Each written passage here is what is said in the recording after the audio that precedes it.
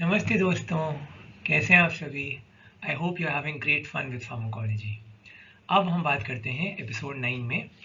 The first mode जो मैंने बोला था सबसे कॉमनली जो यूज़ होता है that is the enteral route. That is placement of a drug directly into any part of the gastrointestinal tract. मैंने बताया था आपको जीआईटी और गैस्ट्रोइंटेस्टाइनल ट्रैक्ट स्टार्ट करती है हमारे ओरल कैविटी से, फिर नीचे ईसोफेगस में, स्टमक में, intestine, small intestine, large intestine, और एंड में the last part of large intestine के बाद it comes to the anus and then it gets excreted out by the urine और इन फीसिस। अब इंटरल में सबसे पहले याद करने का इजी तरीका क्या था, ORS। जैसे पेरेंटरल में था IIT Indian institute of technology, इंटरल में ORS ओरल रिहाइड्रेशन सॉल्ट और सोल्यूशन, जो कि हम लोग डायरिया में ड्रग ऑफ चॉइस की तरह देते हैं। O से ओरल, R से रेक्टल, S से सबलिंगुअल। अब ओरल से swallowing a drug through the mouth, ये सबसे ईजी, आप सबको पता है। जैसे मेरे पास यहाँ पे है दवाई, जैसे ये टैबलेट है लीवोसिट्राजिन। लीवोसिट्राजिन टैबलेट ओरल रूट से सीधा मुंह में डाली, गोली खा ली, और थोड़ी देर में एलर्जी के सारे सिम्टम्स गायब हो जाते हैं क्योंकि एंटीहिस्टामिनिक है। ठीक है, तो ये हो गया सॉलिड डोसेज फॉर्म टैबलेट। ठीक, लिक्विड डोसेज फॉर्म भी दे सकते हैं, जैसे कि सिरप हो गए, खांसी के लिए बेनेड्रिल हो गया, लिंकटस कोडीन हो गया। ठीक, अब क्या क्या फ़ायदे हैं, सिंपल बेसिक कॉमन सेंस। ठीक, इसको प्लीज़ आप रटने की कोशिश मत करिए, जस्ट थिंक। अगर मैं आपको ये गोली दे रहा हूँ तो आपको क्या क्या फ़ायदे हैं। सबसे पहले ये सेफ़ है, सेफ़ क्योंकि डायरेक्टली ब्लड में नहीं जा रही है।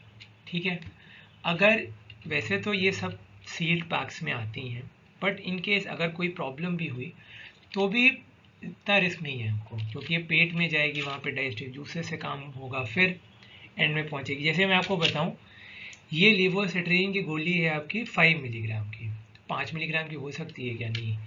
इसका खुद का वेट कम से कम 300 से 400 मिलीग्राम होगा। तो वही सब बाइंडिंग एजेंट्स, एक्सिपिएंट्स वो सब पड़े हैं। फिर कन्वीनियंट है, मुझे बोलोगे गोली खा लो तो मैं ऑब्वियसली बोलूँगा मैं गोली खाना पसंद करूँगा rather than take an injection. सुई लगती है, सब लोग सुई से दूर भागते हैं, तो सुई नहीं चाहिए, गोली चाहिए। फिर बट ये बंदूक की गोली नहीं है, ये खाने वाली गोली है। ठीक, अब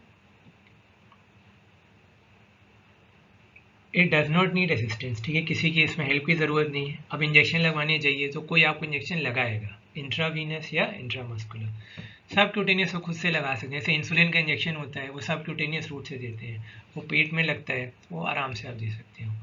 ठीक है, फिर नॉन इन्वेजिव, हम इन्वेड नहीं कर रहे हैं, उससे तो हम सुई लगाते हैं तो हम इन्वेड करते हैं ना बॉडी के अंदर। पेनलेस है, दर्द नहीं होता, इंजेक्शन में पेनफुल होता है, सस्ती दवाई है। ये आईवी इंजेक्शन महंगे होते हैं, उनमें सारे स्टेरिलाइजेशन के प्रिकॉशंस मेंटेन करने होते हैं, उनकी पैकिंग बहुत अच्छे से करनी होती है, और इसमें स्टेरिलाइजेशन की ज़रूरत ही नहीं। ठीक, डिसएडवांटेज अब क्या है, अब एक्शन इसमें थोड़ा स्लो होगा, इतना फास्ट नहीं होगा, इसलिए इमरजेंसीज के लिए सूटेबल नहीं होता है। ठीक है, तब इंट्रावीनस इंजेक्शन बेस्ट काम करता है। Highly polar drugs like aminoglycoside जो होते हैं वो होते हैं हाईली वाटर सॉल्युबल एंटीबायोटिक्स। अब वो वाटर सॉल्युबल है तो डिस्ट्रॉय हो जाएंगे वो पेट के अंदर, तो उनको नहीं दे सकते। अनपैलेटेबल ड्रग, क्लोरामफेनिकोल, वो खाने में दिक्कत होती है। ठीक है, डिफिकल्टी इन टेकिंग क्लोरामफेनिकोल, तो इसके लिए drug can be filled in capsules. इसका एक वर्क अराउंड कर सकते हैं हम, वो कैप्सूल में भर सकते हैं। फिर वो नोजिया एंड वॉमिटिंग कर सकते हैं, एमेटीन या कुछ। ठीक है, खाने के बाद emetine is a drug which causes nausea and vomiting. ये जनरली तब देते हैं जब किसी को पॉइजनिंग हो, किसी ने कोई जहर खा लिया हो और उसको बाहर निकालना हो तो। But now we have better alternatives for that, activated charcoal दे सकते हैं, वो ज़्यादा बेटर ऑल्टरनेटिव है। पॉइजनिंग्स के बारे में बाद में बात करेंगे, when I be talking about them. फिर अनकोऑपरेटिव अनकॉन्शियस पेशेंट को ये नहीं यूज़ कर सकते हो इसके, ऑब्वियसली मैंने बताया था इंट्रावीनस रूट बेस्ट काम करता है। वो पेशेंट ने कहा सर मैं गोली नहीं खाऊंगा, और बेहोश हो तो फिर देने का फ़ायदा, दे सकते ही नहीं ना। अब्जॉर्प्शन ऑफ ड्रग्स में भी वेरिएबल एंड एराटिक, अब पक्का कुछ फिक्स नहीं होता। इंट्रावीनस में तो फिक्स होता है कि हम ब्लड में दे रहे हैं तो हम टाइट्रेट कर सकते हैं। टाइट्रेट मतलब adjusting the response of the drug according to the adjusting the dose of the drug according to the response produce. जैसे किसी को ब्लड प्रेशर की प्रॉब्लम में इमरजेंसी है, hypertensive emergency, life threatening emergency है।